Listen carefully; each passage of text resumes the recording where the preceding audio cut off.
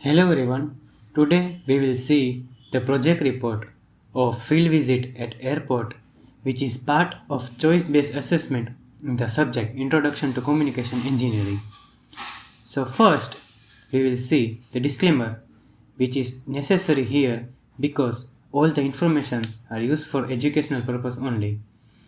The information belongs to an authority which have security purpose. Special thanks to Marwad University, our HOD Professor Chandrasi Parmar sir, Airport Authority of India, CNS Department of Airport Authority of India, DCAS, CISF. My name is Shashank Bagda and my dates on which I have visited for 5 days are 9, 10, 14, 15th and 16th November of 2022. So let's start it. So the procedure is, first of all we'll see what is AAI. So let's see the video. Flying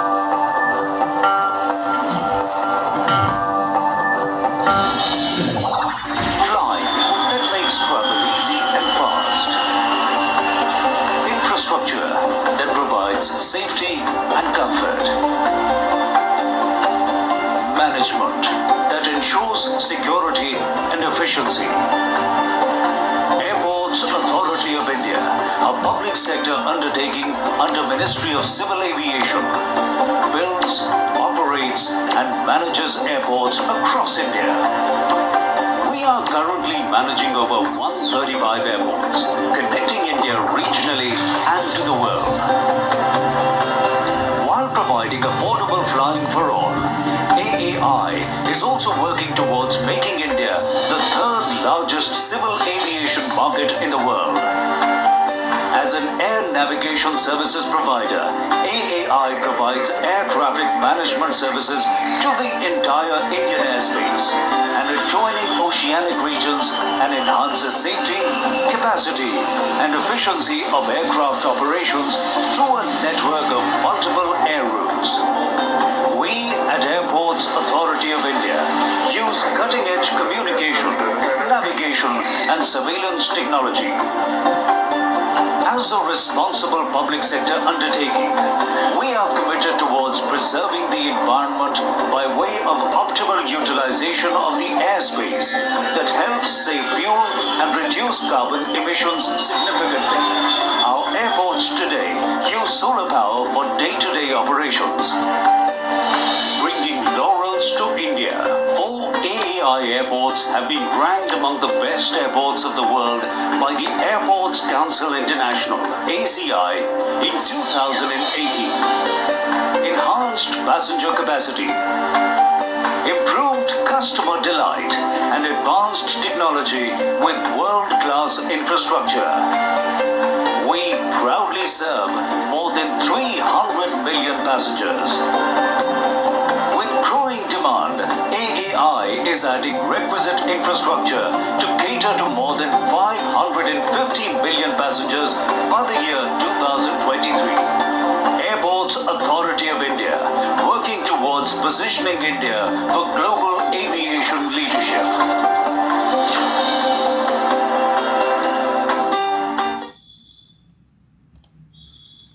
So you all have basic idea about what is AAI. So AAI basically is an organization which undertakes all the airports of the India. Now there are different departments in that organization. The first one is CNS department, which is Communication, Navigation and Surveillance. Second one is Aviation Safety, Operations, Engineering, Fire and ATM Directorate. So first of all, where the communication used in airports. So the first thing in our mind came is ATC. ATC is air traffic management systems. There are air traffic controllers which are placed on the tower of any airport, and they are continuously communicating with the aircraft which are flying overhead. So let's see what is ATC.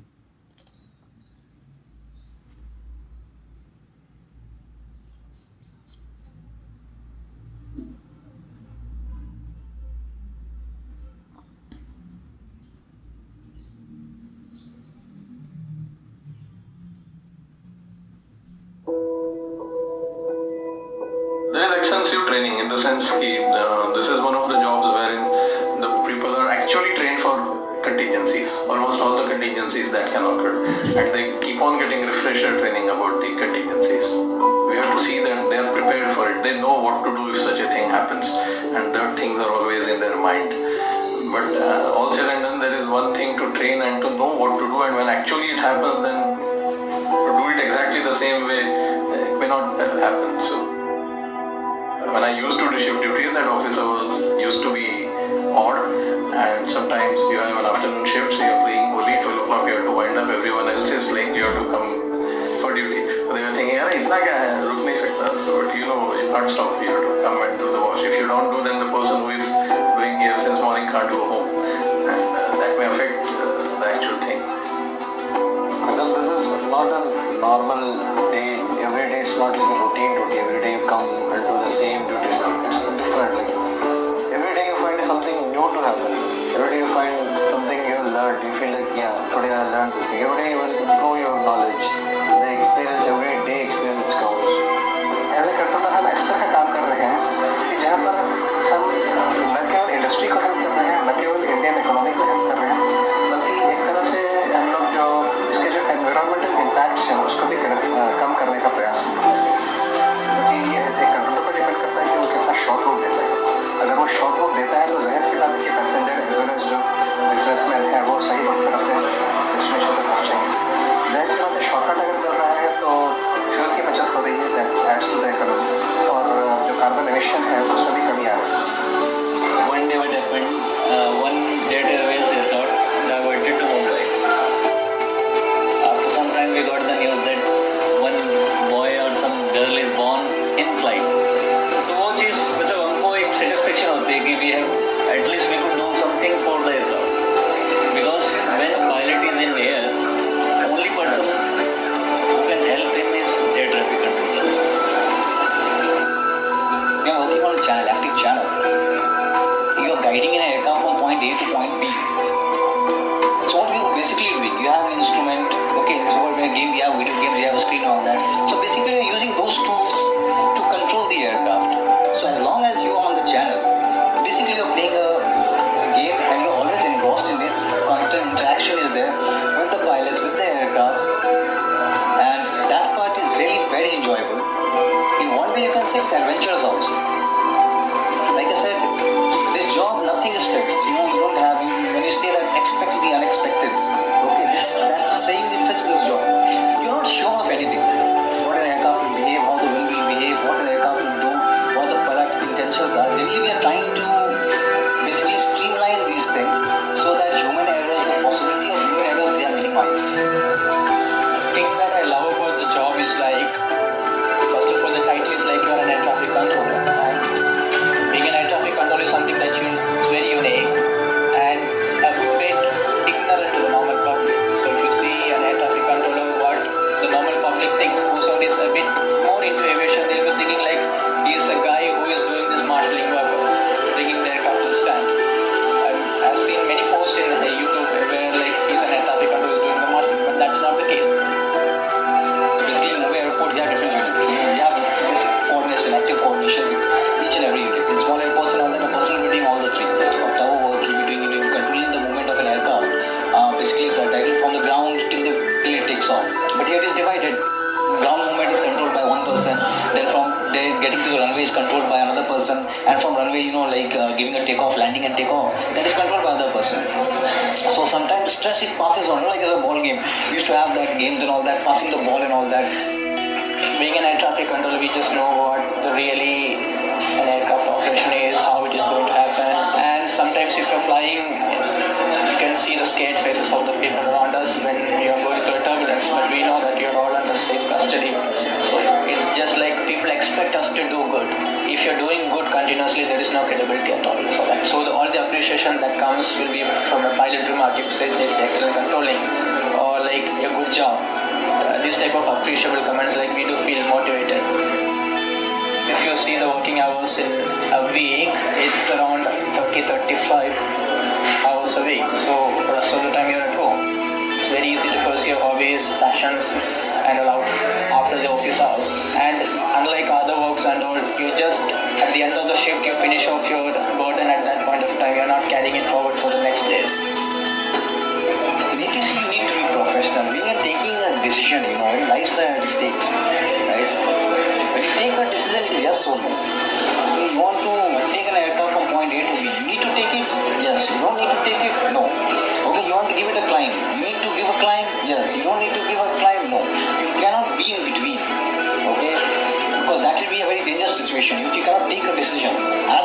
you have time. The good part is, like when pressure is there, many jobs are stressful. But pressure, you continue to, restricted time. Okay, you need to handle that pressure within that time and take the decision within that time. That is good part. I travel a lot. Whenever I'm traveling, I'm driving myself only. The driving skills are almost you can compare with the traffic control. And so far, and last 18 to 20 years, there is no accidents. Nothing, even a small scratch. We always take care of the safety even while driving. So the safety point of view, you will be very alert. Because that goes into your blood.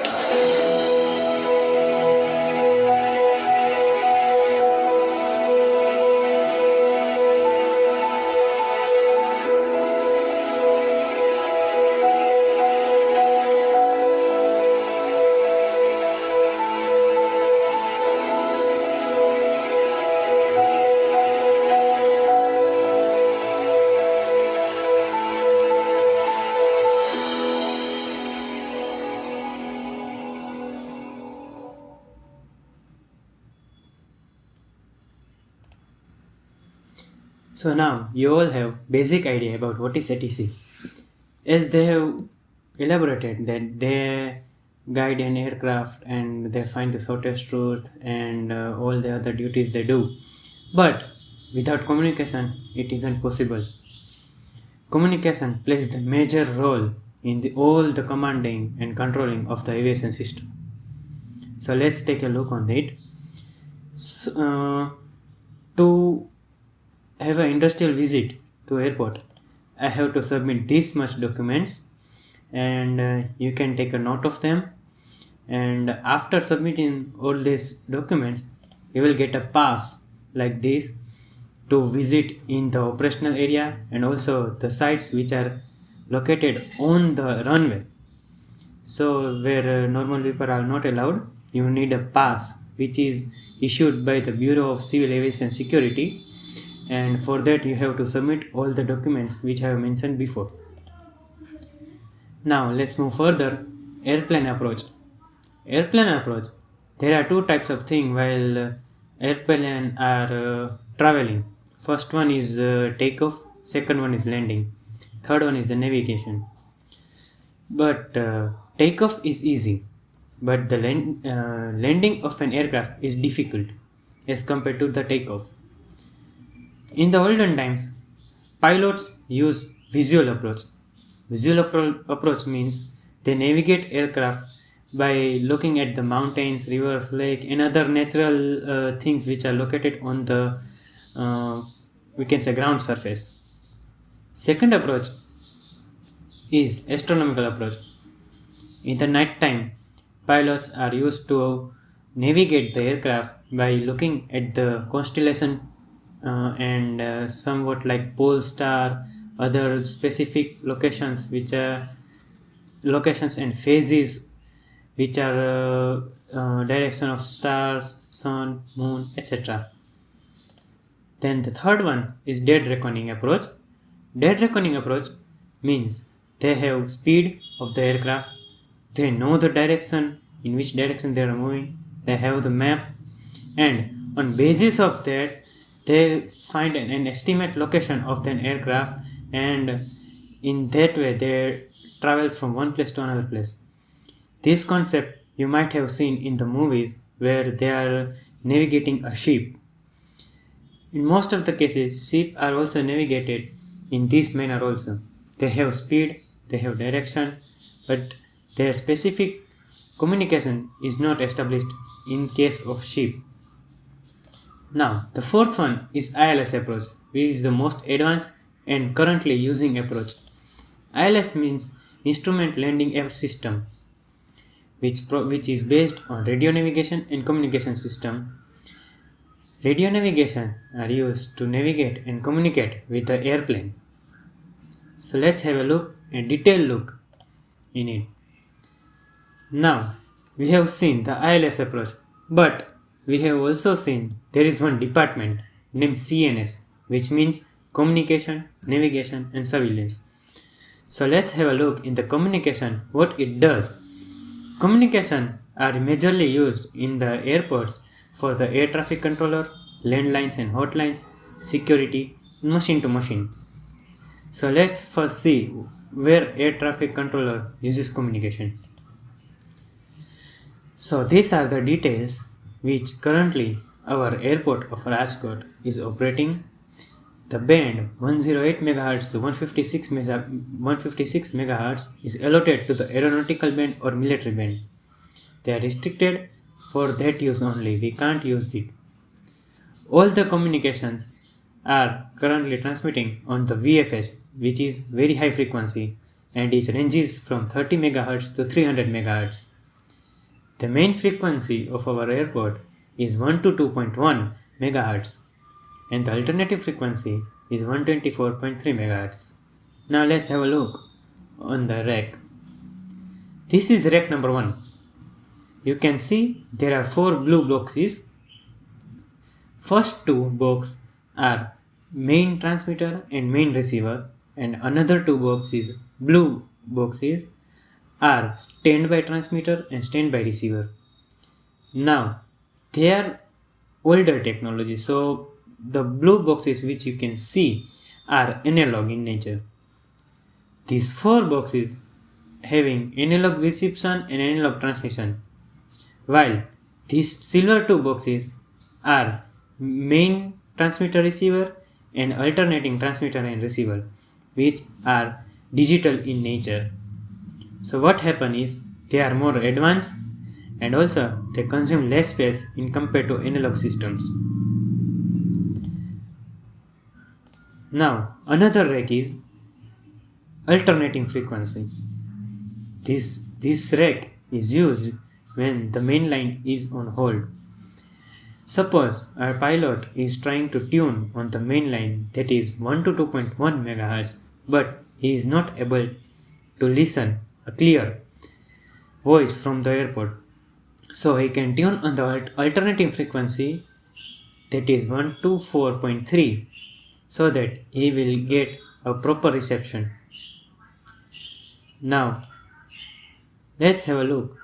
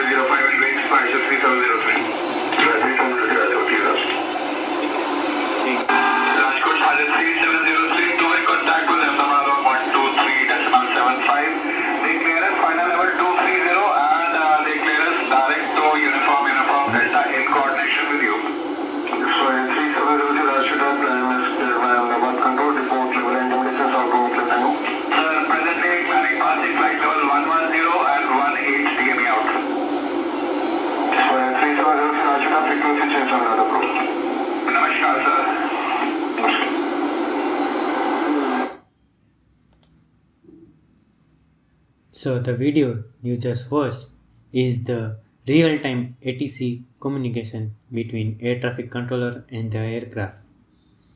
Now let's see the landline and hotlines. So what are landlines? Landlines means they have interconnection which we found in our building also, that all the faculty have a landline phone and all of them are interconnected with each other. Same way, the landlines of the whole airport are connected on a single channel, and sometimes landline to a police quarter, some hotlines like police department, fire department, and any more emergency lines are also connected with here. The equipment you can see, this is the newer version. This is digital in nature and it is used for the combination of all the lines like transmitter, receiver. Each and every communication line is connected in with this equipment. You can see the screen in which you will find which line is transmitting. You can also change via this like if I want, this is main line, okay, and the transmitter is using the main line, so it is showing green. But if I want to use the standby mode, then I have to just click here and it will start transmitting on the standby. Similarly, we can call, divert, hold, and many more functions we can do using this equipment. This is the same equipment, but it is older version and it is analog in nature.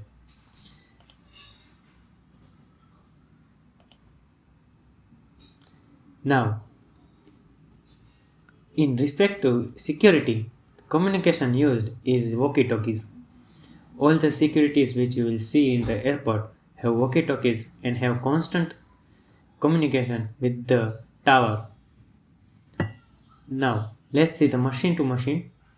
So they have ATIS or DATIS, Automatic Terminal Information Service. Now, the rack number 3, which you can see here, is the ATIS. ATIS is nothing but it will transmit all the information of the airport, or we can say of the area in which the airport is located, like the temperature of that area, wind speed of that area, wind direction of that area, humidity of that area, visibility of that area, and many other factors. Let's have a closer look. So here is the transmitter of the DATIS, and here the digital transmitter of the DATIS is located. Now the difference between ATIS and DATIS is nothing but ATIS was an older version which is analog in nature, and DATIS is digital version which is newer. The rack number 3 which you can see is DATIS, which is newer version, and currently it is operated on the server rack. There are 2 servers and both of them are running in alternating sequence. Like we have suppose we can say on first week, third week and fifth week server A is on, and on the second and fourth week server B is on. Now let's see the video.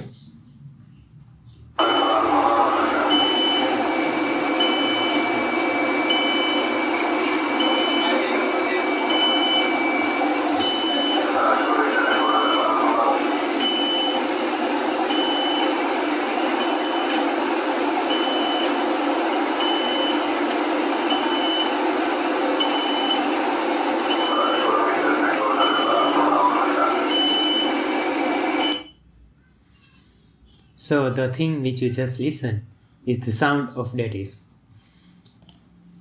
Now let's see another video.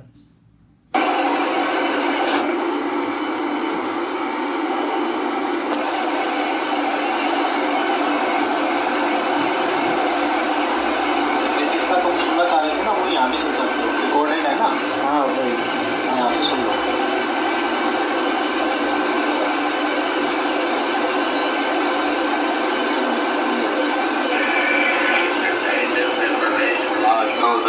Phone number at time 0241. ILF Zulu approach runway 23. Runway 23. Runway condition report at time 0145. Runway condition code 666. First power drive, second power drive, third power drive. Transition level 50. Wind 060 degrees 2 knots. Visibility 2,000 meters. Cloud haze. Temperature 20. 2.15. Even H1016 hectopascals. 1000. Exercise caution through bird activity and at around basic drift. Becoming visibility 3,000 meters in haze. This was HS Information Raj Coast Hotel.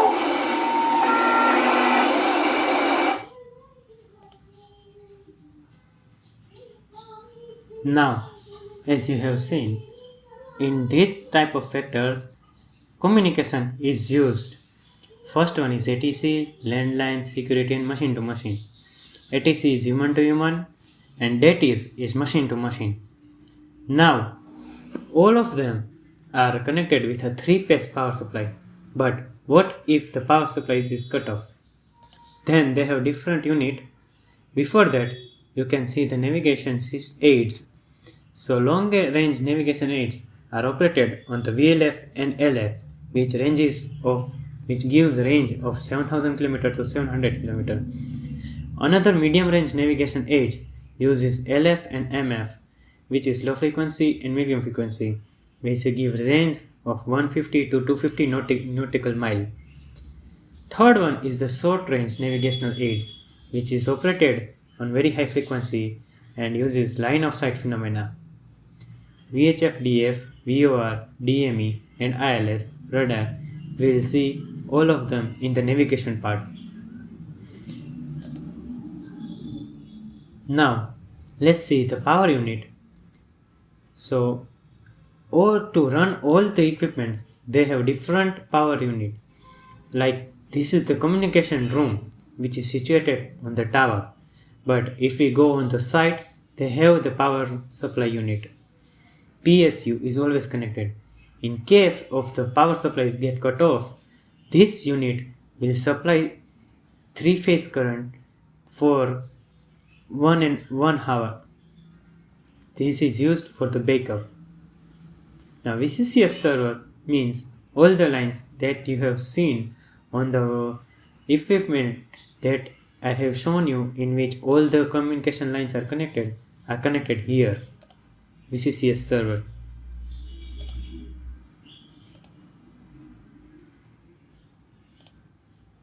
This one is the UPS, which is used to power up the equipments which are located in the communication room.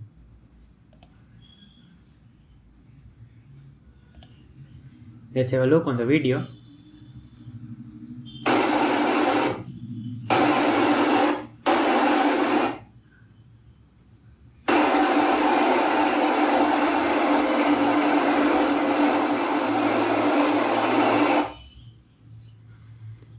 So this was the whole room in which power supply unit of the communication room is situated. Each and every side have temperature of 20 degrees Celsius and almost 60 to 70 degree humidity. Now let's have a look to the navigation part. Yes, communication is used for the navigation purpose also. Till now we just think like communication is used for transferring of data, like one to one person, like calling each other. That is communication. But in case of aircraft, it is also used for the navigation. Now, as I said, landing of an aircraft is difficult. For that, they use three different parameters.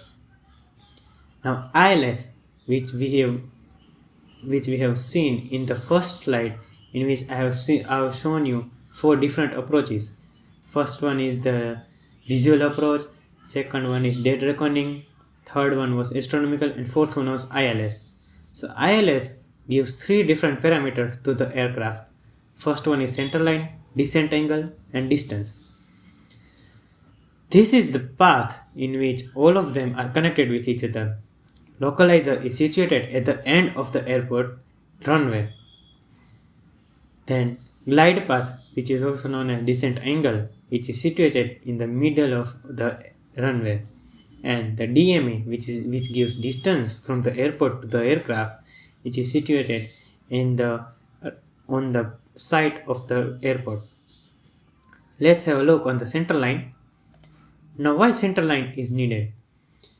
Whenever any aircraft lands, it should be in the center of the runway.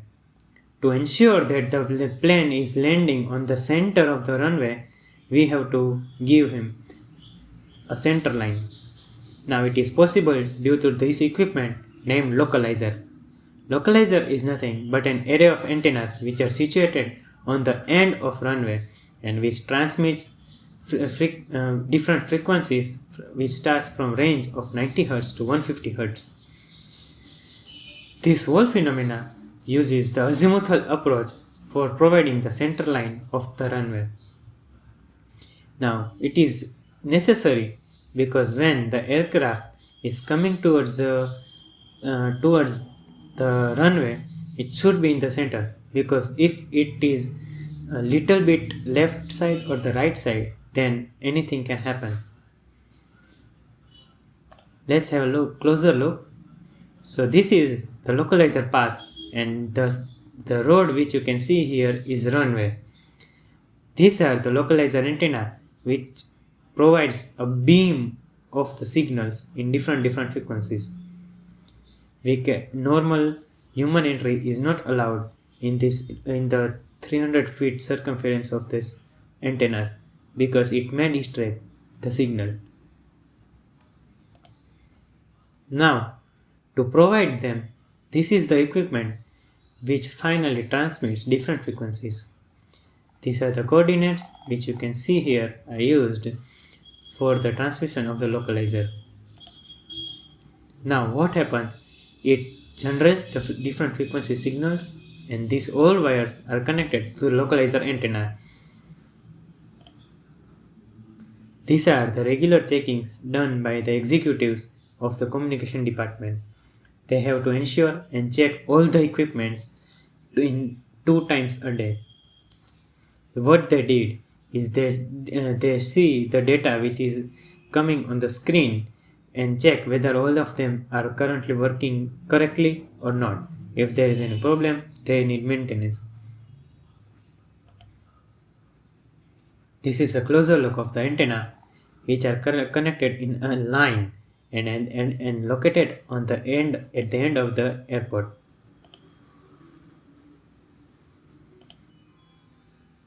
Now this is the center line which you can see here. The blue line is also known as the center line, which ensures that the airplane is coming to the center or not.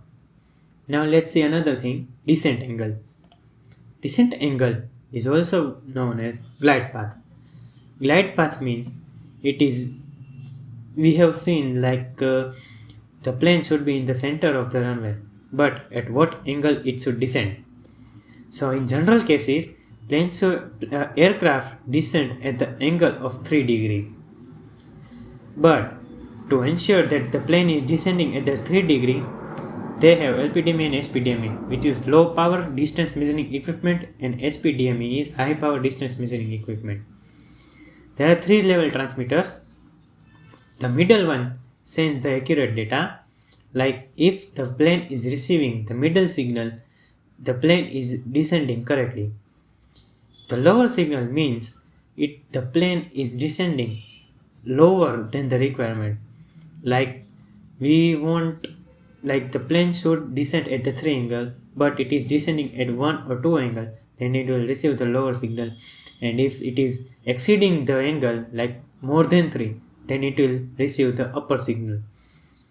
It uses the elevation approach guidance for the degree of descending. This is the equipment which is used to provide the DME. These are the details. This is the antenna which is used. The bigger one is the antenna for the glide path. This is the upper limit, the correct one, and the lower limit antenna, while the silver one which you can see here is low power DME. We will see the high power DME in the next slide. This is the equipment which is used for LPDME.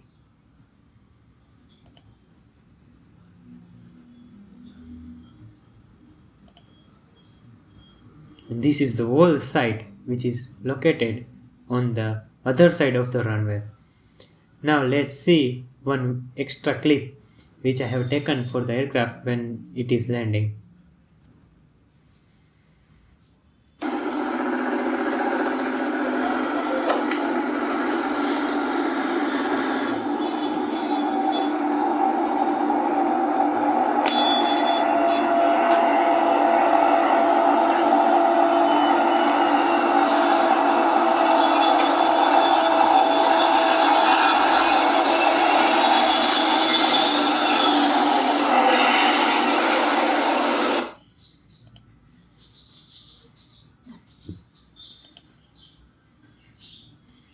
Now we got the center line, the descent angle.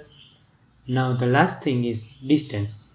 At what distance the aircraft is from the airport located. For that, they have HPDME, which is high power distance measuring equipment. This site is the whole 360-degree antennas which are situated on the top of the site and which provides distance in the 360 direction. They just transmit and receive the distance, and when the aircraft receives the signal, it measures the delay of the transmission and receiver, and based on that it finds the distance. This is inside the site, the equipment which are used for the DME and to transmit the signal in the 360 direction. Suppose if an aircraft is currently passing over Surat, or we can say Ahmedabad, then if it tunes to the Rajkot frequency, it will get a distance from the DME, like it is so and so kilometer away from the airport of Rajkot. It is basically possible due to this.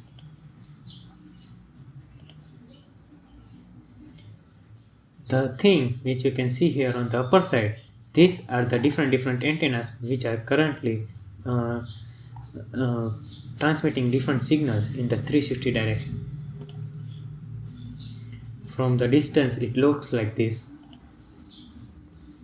Now this is the system which is situated in the communication department, which is situated on the tower. Now this is used to find the nearest radar, and it is almost like to see different location of different planes. These are the regular checkups which are done by the CNS executive. The thing which are displayed in the text are different parameters like power, voltage, current, and other transmitting frequencies, receiving frequency, and all of them they are checking and writing in a book.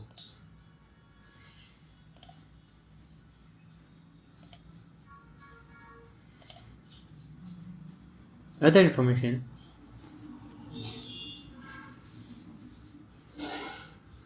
In the 1983 Future Navigation System, which is FANS, set up to find solution of air traffic management. The new approach is called CNS or ATM, that is Air Traffic Management and Communication, Navigation and Surveillance. Satellite based. To ensure the position, there are two sets of satellites. First one is 21 satellite for aviation, which are located for all over the world and orbits at the altitude of 20,000 km. These satellites are operated by the US and generally known as Global Positioning Systems, while GLONASS, it is Global Navigation Satellite System, which is operated by Russia. Now, we have seen different factors, let's map to it. Azimuthal approach, which is used and provided by localizer. Elevation approach is used by glide path. Fixed distance from threshold, which is provided by marker beacon. Marker beacon is nothing but the lower version of DME. Before some time, airports and aircraft aviation are using marker beacon, but now that marker beacon are stopped and they are now using DME. DME, which gives from the touchdown point, range of touchdown point, or we can say distance from the touchdown point to the aircraft. This is distance part which is used in the navigation. Now let's have a look to the surveillance. Surveillance have different kind of categories. First one is the anti-hijacking room. This is the room which is used for the professionals and other authorities when a plane or an airport is on high alert. This is the room, and they have separate channel line, hotlines also. First one is a police control room, intercom, and other hotlines are connected with this device. This is the same device that I have shown you before. Now another surveillance is X-ray. X-ray is very much needed for checking of the luggage and passenger which they are traveling. So what X-ray does is they just scan the image of the luggage and find whether the passenger is carrying suspicious or not. Another thing is CCTV. CCTV, there are total 96 CCTV cameras located in our airport, and all of them, this is the server of our CCTV. It has storage of 91 TB. This is the server, and here you can control. This is control from the CCTV room, and same control is given in the communication room also. Now this equipment is drug detection equipment. The white bead which you can see here is rubbed on the surface which looks suspicious and then inserted here. When you click start, it will vaporize all the atoms and molecules which stick to this bead, and when it vaporizes, it converts into vapor. Now what this equipment does, it will charge the vaporized electrons, and when, as you know, the electrons when gets charged, they oscillate and vibrate with different frequencies as per the size and weight of that atom. Now on the oscillation and vibration of that atom, the equipment get to know whether which of the following compound is present in the given sample. This is the same CCTV control given to the communication department. This is the surveillance. So as we have seen, these are the three main factors are used: communication, navigation, surveillance for the airport. Let's have a different clips. Now these are the three members who helped me through all my 5 days internship. Let's have a look to a different video.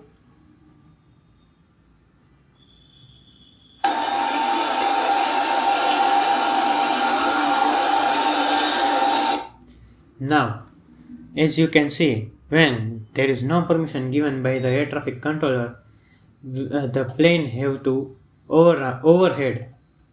So what overhead means? The plane just came to the runway, but it don't land. It just came and go away, then take a round, and again it will come back here. So this is overhead, as you can see in the video.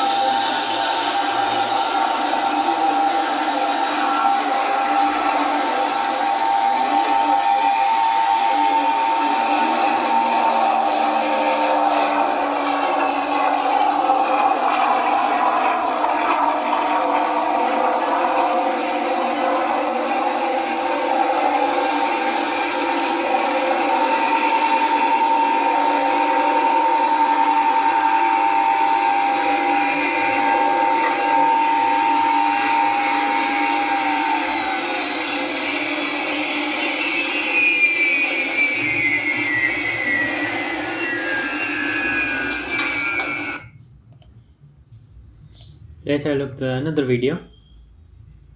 This is field, like whole airport from the site.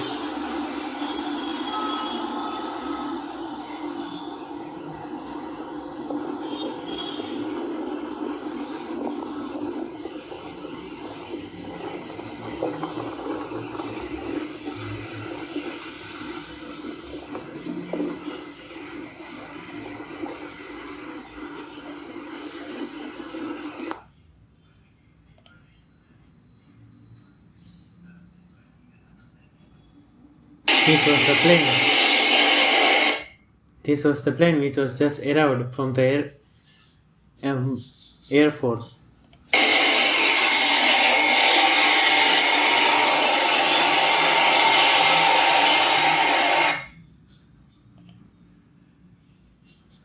Now after completion of the 5 days field visit, I got this certificate from the airport director, and they have appreciated me a lot.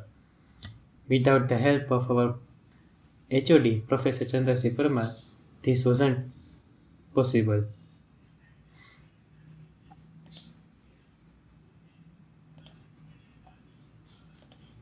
Thank you so much for listening to my video.